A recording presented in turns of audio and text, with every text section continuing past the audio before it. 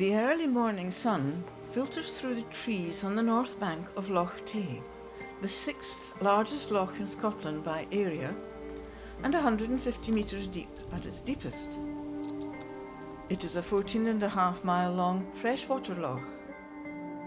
This junction is at Fernan, 3 miles from the east end of the loch, and is one of several small crofting villages around the shores.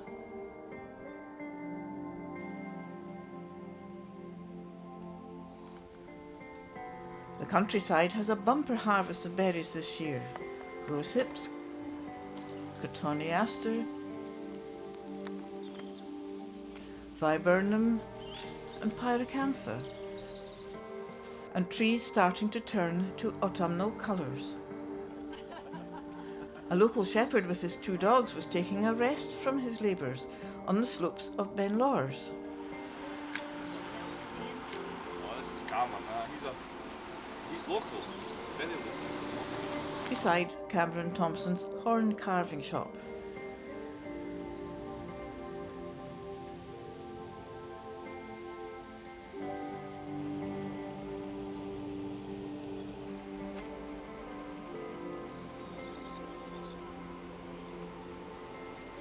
The Loch Highland Lodge's Leisure Marine Park is a popular boating and salmon fishing resort.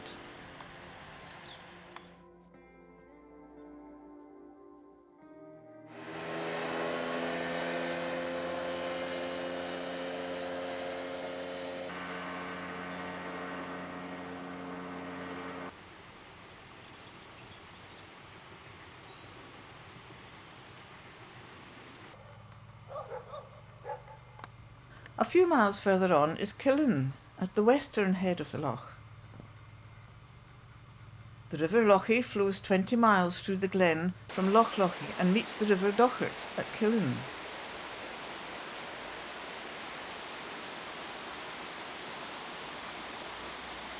The west end of the village of Killin is magnificently sited around the scenic Falls of Dochart, which flow under the 4 segmental arches offering different widths and constructed with the help of rocks in the falls to enter the loch.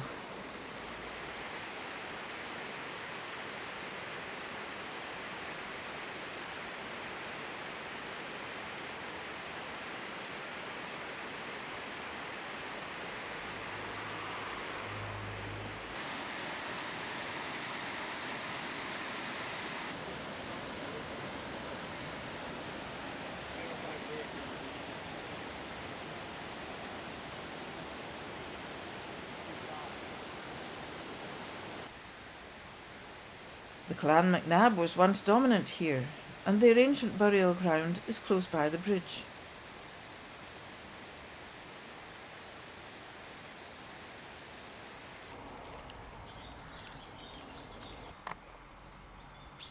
The river flows gently through the village to the head of the loch.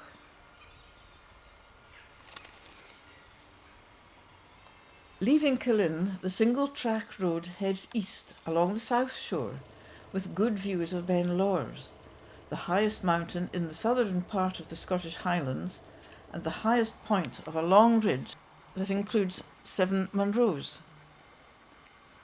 Most of the south side of the Ben Lors range has been owned by the National Trust for Scotland since 1950.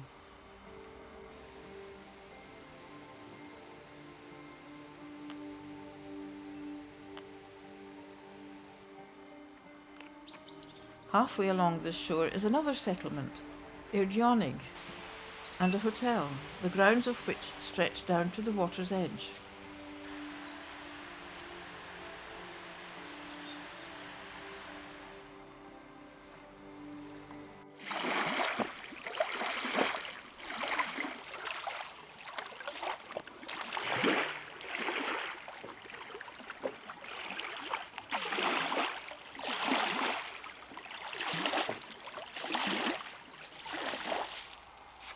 Continuing along the road to Ocharn, we see the artificially created islands, of which 18 have been identified as submerged in the loch, and thought to have originated before 2000 BC. These crannogs, built on stilts, afforded excellent protection against wild animals, wolves, lynxes and bears that once inhabited Scotland.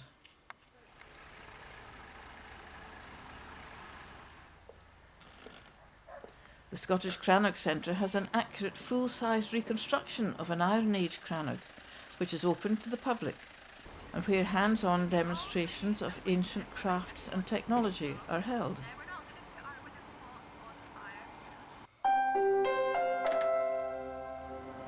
Kenmore, at the east end of the loch, dates from the 16th century. The village today is a model village laid out by the 3rd Earl of Breadalbane in 1700. It is very popular with water sports enthusiasts.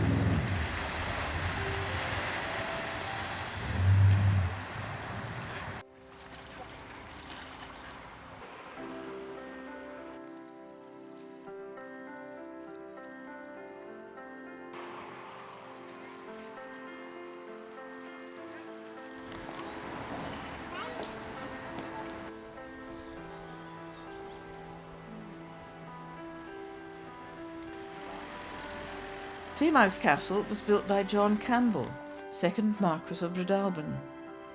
It has been restored to its former glory, and plans to open it as a luxury hotel are ongoing. The water in the loch passes under the multi-arched bridge, which dates back to 1774 and was built with the proceeds of the annexed estates after the failed Jacobite rebellion. And it is here that it is first known as the River Tay. It flows through Strathtay to Perth, where it becomes tidal, and on to the estuary at the Firth of Tay, south of Dundee, a distance of over 100 miles.